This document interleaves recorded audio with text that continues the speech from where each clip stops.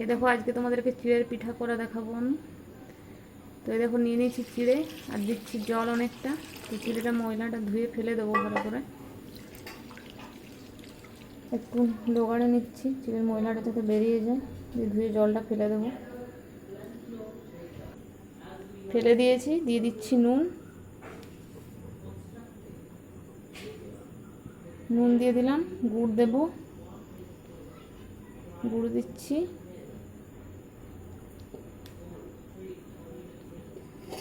দেব একটু নারকেলের পুর,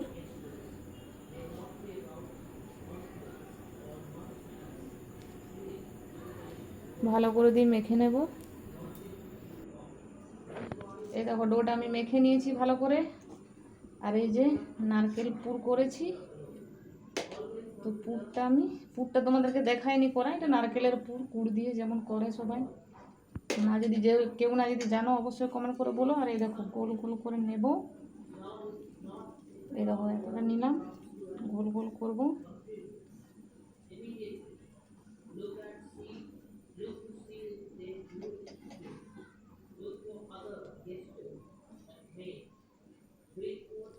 পুরটা দিলাম, দিয়ে মুড়ে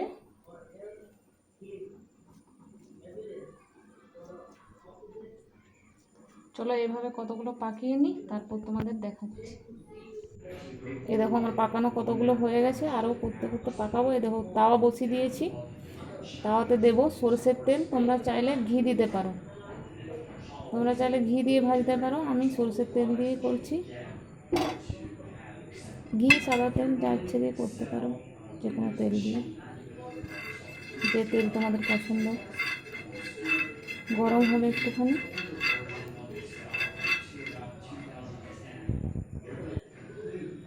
এবার দিয়ে দেবো তেলে পাকিয়েছি।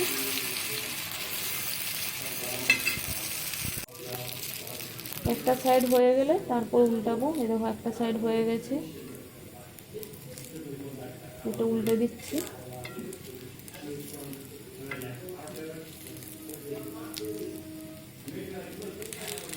সবগুলো উল্টে দেবো ভালো করে। এভাবে বানিয়ে অবশ্যই তো এভাবে ভেজে দুধটা ঘন করে তারপরে দুধে ভিজিয়েও খেতে পারো।